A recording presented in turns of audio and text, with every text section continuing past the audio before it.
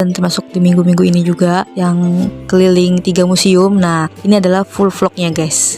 Museum Wayang. Yaps, Museum Wayang adalah museum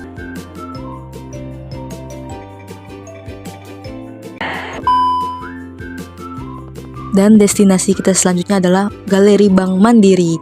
Dan tapi kalau masuk ke sini kita bisa masuk ke Museum Bank Mandiri secara gratis guys. Jadi kita akhirnya sampai juga di Museum Bank Mandiri. Destinasi ke ini yang pertama kita masukin adalah ruang berangkasnya gitu guys.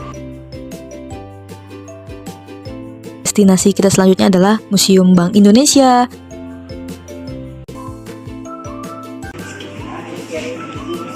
Lanjut part 2 ya.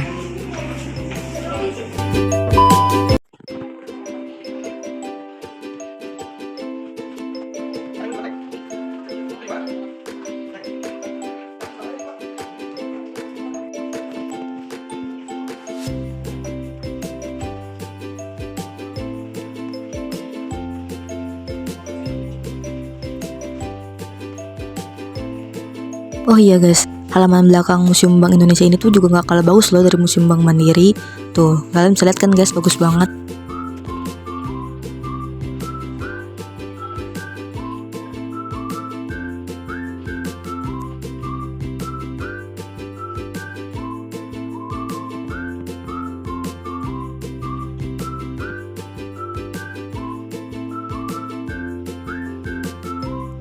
Dan ruangan-ruangan di Museum Bank Indonesia ini tuh juga bener-bener kayak ada petunjuknya gitu loh guys. Kalau di Museum Bank Mandiri itu kayak gue tuh belum nemu gitu ruangan-ruangannya, karena bener-bener kayak los gitu karena luas banget sih guys. Dan ini tuh bener-bener kita tuh nemuin satu ruangan yang isi tuh emas semua guys. Mungkin kalian bisa lihat di short gue itu ada di situ. Kalau ini kayak cuma setengahnya doang sih guys.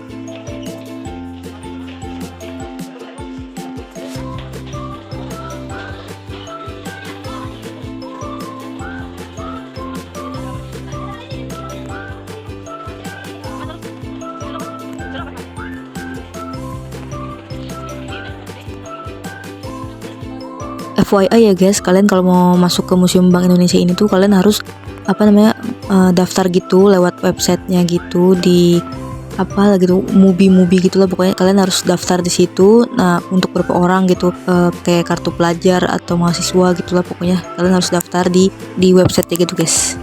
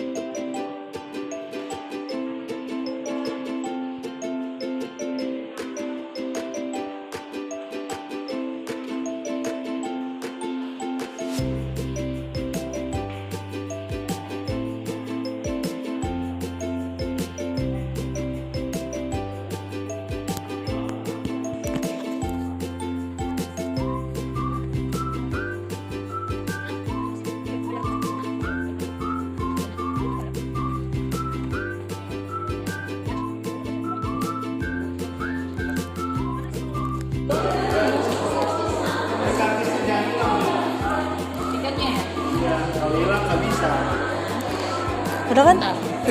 Kita ada, yang lain mana? Saya ada 3.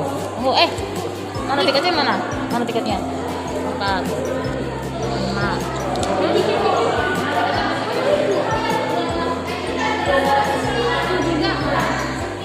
Ibu, pintunya Bu, lihat tuh. Bu. Tuh. Kalau tadi masuk kan? Setengah 3 bioskop. Ayo sholat yuk. Enggak, kurang 10 ya? Hah? Akhirnya setengah 3 kurang 10. Iya. Sholat dulu kan, muter ke bawah dulu. Kemana keluar?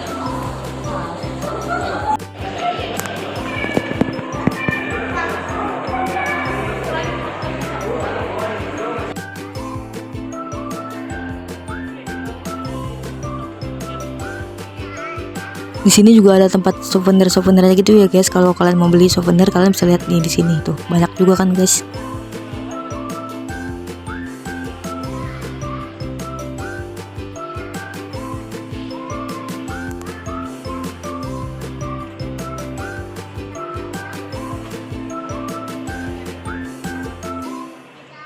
Nah, berhubung di sini ada ruang imersif, jadi kita tuh pengen masuk ke ruang imersif kayak gitu guys. Dan karena belum sholat zuhur, jadi kita mutusin buat mampir ke masjidnya guys. Karena di sini tuh masjidnya tuh juga bagus banget loh guys, pemandangannya juga pokoknya bagus lah. Di masjidnya juga ada kayak kolam ikannya gitu. Pokoknya kalian kalau yang udah nonton short gue pasti kalian tahu masjidnya itu kayak gimana, atau mungkin kalian yang udah pernah datang, di kalian bisa lihat sendiri.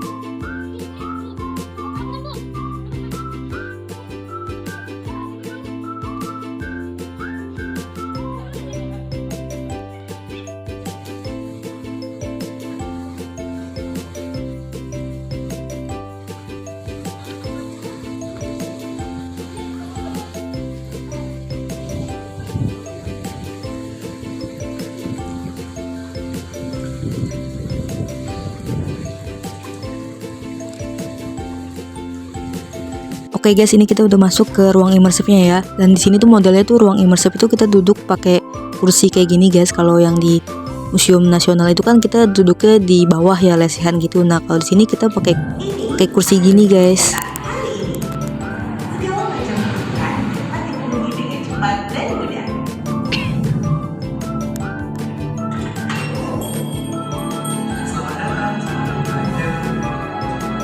Banyak pilihan dalam pembayaran tersedia saat ini.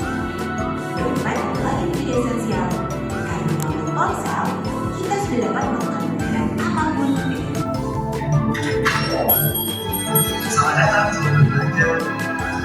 Banyak pilihan dalam pembayaran tersedia saat ini. Dompet telah menjadi esensial. Karena melalui ponsel, kita sudah dapat melakukan pembayaran apapun dengan mudah secara digital. Tapi, sebagai pilihan ini, apakah kalian tahu bagaimana manusia yang menjadi masalah? Ayo kita pergi ke sana.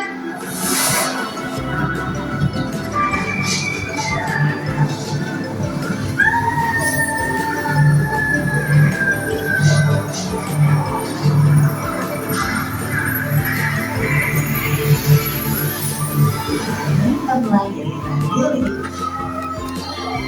Zaman dan budaya jauh sebelum ponsel sekarang. Manusia masih dalam berpindah-pindah setelah memutuskan untuk hidup menetap. Untuk menyembuhkan hidup, mereka menggunakan waktu sehari-hari untuk hidup. Jalan yang cocok tanam.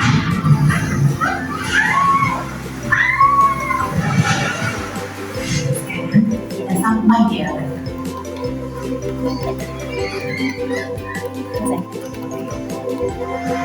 Pada era ini, manusia selalu menukar dana konsumsi sehari-hari dengan dana lain yang mereka butuhkan.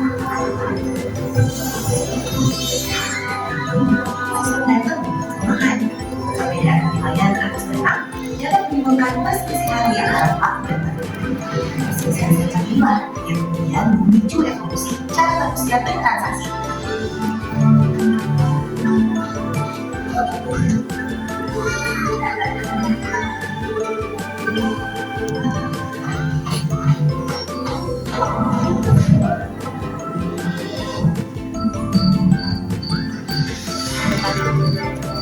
Era baru ini kemudian kita kenal dengan era uang komoditas. Komoditas yang dianggap berharga untuk dijadikan tukar, antara lain adalah garam, mutiara, permata, dan kerang atau koin.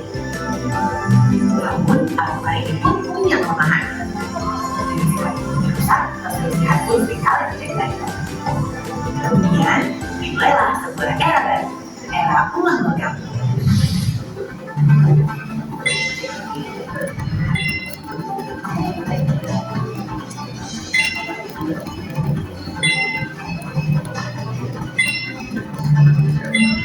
Di Nusantara, era uang logam dimulai sejak masa kerajaan Hindu-Buddha. Logam-logam seperti emas, perak, dan perunggu mulai diproduksi karena memiliki nilai tinggi untuk ukuran yang kecil dan ketahanannya yang kuat. Uang logam yang menjadi primadona di banyak pasar Nusantara saat itu antara lain koin kepeng Cina dan gobong Majapahit. Di era kerajaan Islam, pasar-pasar di pesisir semakin ramai dan komoditas yang dijual pun semakin beragam. Namun semua itu berubah saat VOC datang. Di bawah suatu bangsa yang berlimpah, dianggap begitu berharga, bahkan melebihi emas. Dan itulah yang memicu bangsa-bangsa Eropa mengadakan ekspedisi lembah besar-besaran ke seluruh dunia. Nusantara yang belakangan diketahui sebagai sumber terbesar rempah terbaik dunia akhirnya menjadi rebutan mereka semua. Di antaranya adalah perusahaan dan terbesar dari Belanda, VOC. Mereka datang untuk memonopoli perdagangan rempah. Tidak hanya itu, mereka pun membawa berbagai macam uang. Dengan dominasi uang VOC, uang-uang logam Nusantara kemudian dimakan masa kejayaannya. VOC dinyatakan bangkrut karena korupsi besar-besaran dan dibubarkan pada tahun 1999. Akhirnya, pemerintahan Belanda harus mengambil alih kekuasaan VOC. Inggris sempat mengambil alih kekuasaan pada tahun 1811 hingga 1816. Pada tahun 1813, mata uang yang Spanyol ditarik dari peredaran dan digantikan dengan rupiah Jawa. Namun, pemerintah Belanda menguasai kembali Indonesia setelahnya. Belanda yang berambisi menguasai ekonomi Belanda mendirikan di Nasional atau dikenal sebagai DJB yang merupakan bank sirkulasi pertama di Asia dan menerbitkan uang full dan DJB. Desain arsitek uang DJB menggabungkan kemegahan dan keindahan neoklasik karya arsitek Edward Kuipers asal Belanda. Bangunan DJB masih ada di saat ini dan terawat dengan baik loh. Iya, tempat kalian nonton saat ini adalah bagian dari bangunan DJB. Selama lebih dari 100 tahun sejak 1820-an, DJB telah memperluas 22 cabang di seluruh dunia Belanda dan berhasil melewati berbagai krisis.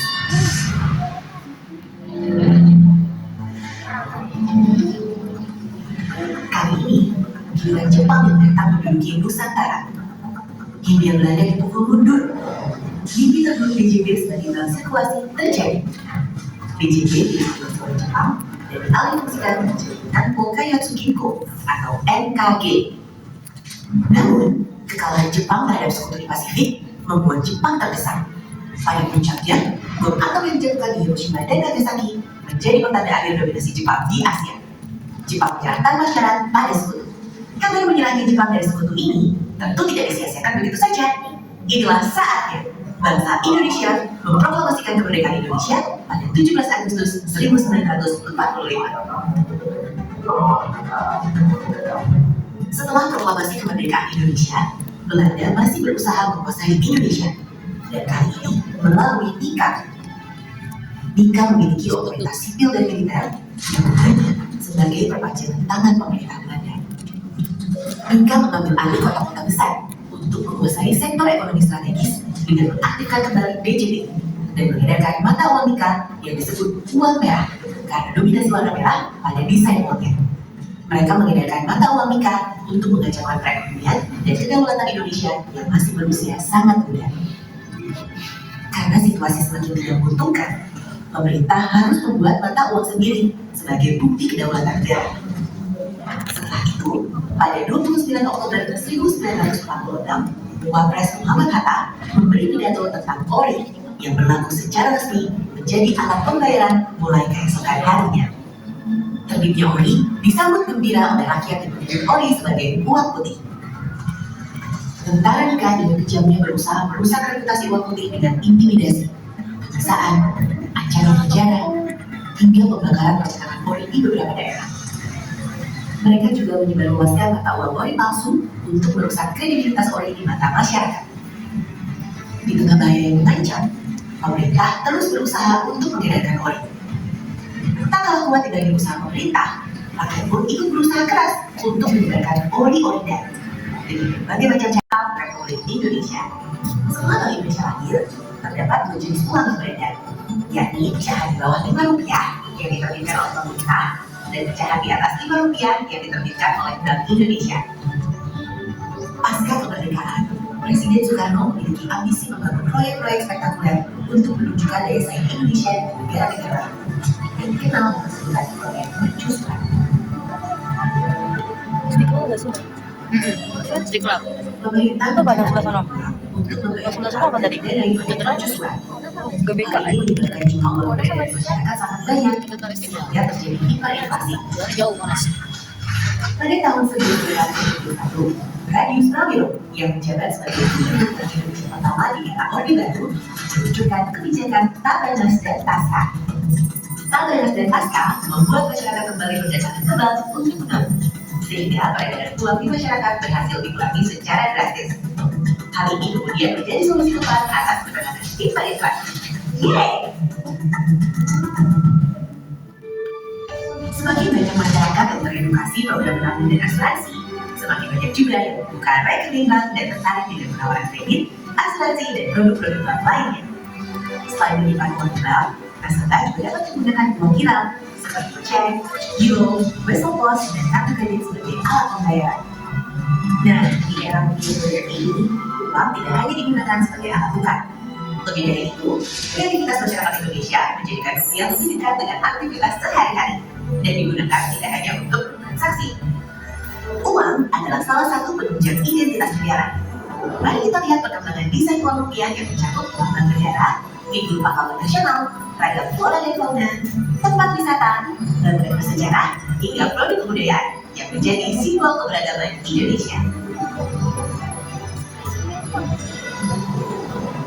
Itulah perjalanan evolusi alat tukar dari masa ke masa beserta perkembangan peradaban manusia di dalamnya.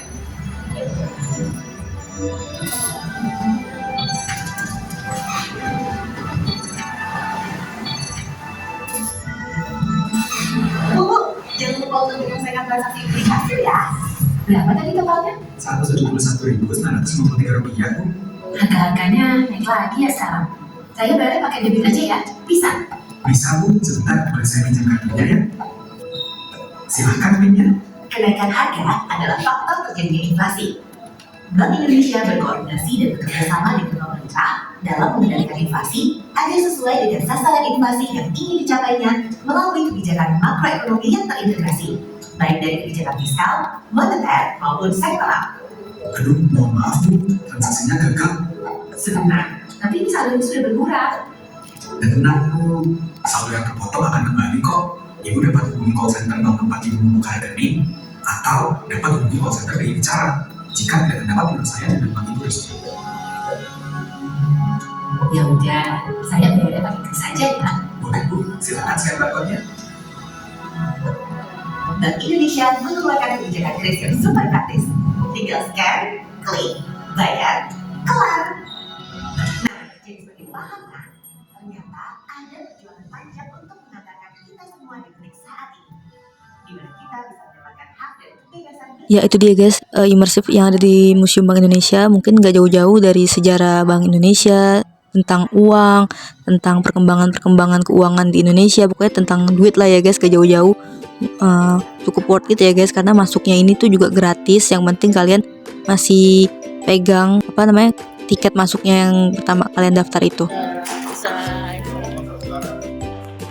Nah sekarang kita lagi ada di lantai paling bawahnya, mungkin bisa dibilang lantai bawah tanah gitu, tapi nggak bawah tanah banget sih guys.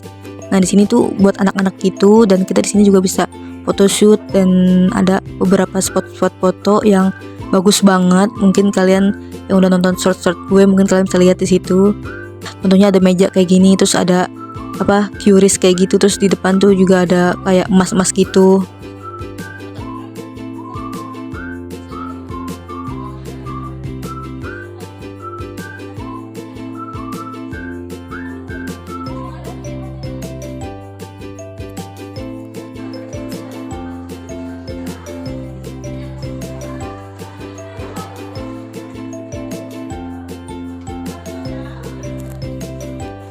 Kenapa di sini dibilangnya kayak buat anak-anak gitu? Karena ya emang kayak tempatnya tuh cocok banget buat anak-anak gitu guys. Ini ada ruang membaca, tuh banyak banget kan anak-anak kecil di sini.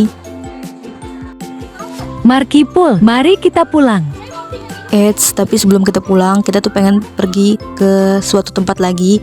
Mungkin bisa dibilang ini tuh gue udah lama banget ya nggak kesana guys. Nah kira-kira kita mau kemana lagi?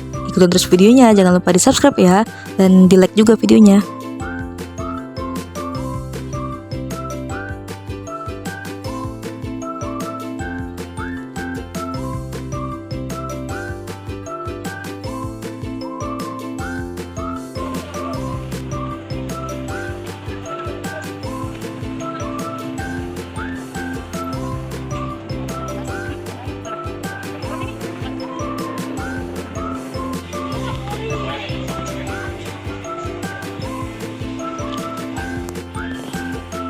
Yaps, kira-kira udah bisa nebak belum? Nah, kita ini turunnya di stasiun Juanda. Kira-kira kita mau kemana?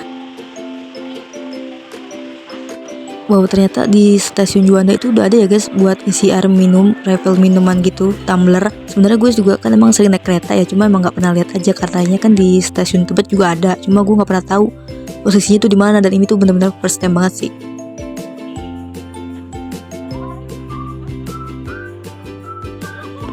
Oke guys, jadi destinasi terakhir kita sebelum pulang adalah ke Masjid Istiqlal, dan jujur ini bener-bener udah lama banget gue nggak pernah kesini lagi, dan tadi juga sempet bingung kan pintu masuknya itu dari mana, dan ternyata pintu masuknya itu pas banget turun lift busway itu udah langsung ada pintu masuknya gitu guys. Jadi pintu masuk itu dari samping bukan dari depan, dan ini bener-bener ya udahlah ya, bener-bener kayak first time banget balik lagi ke sini karena udah lama banget gak kesini lagi guys. Terakhir itu tahun berapa gitu lupa.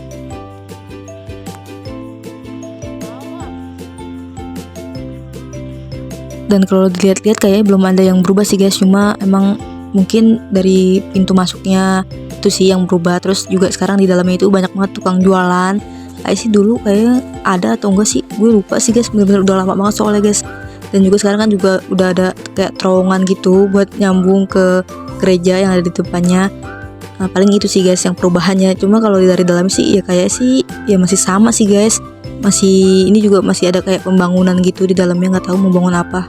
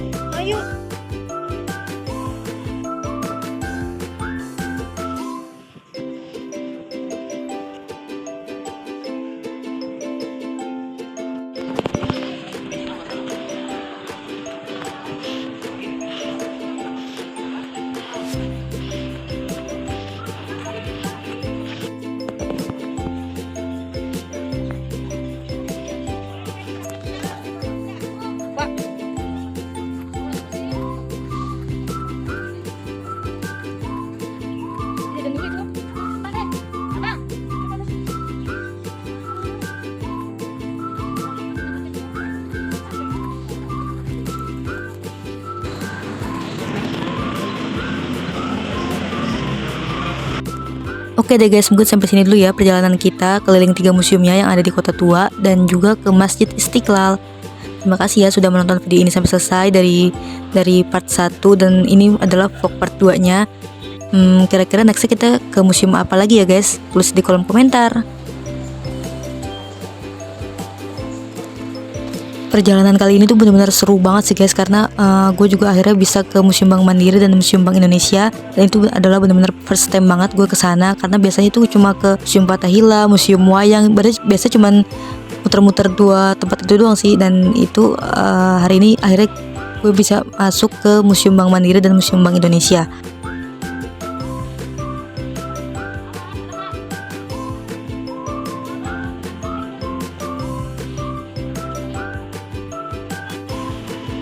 Oh iya guys, jangan lupa di like, comment, share, dan subscribe ya. Terima kasih telah menonton video ini sampai selesai.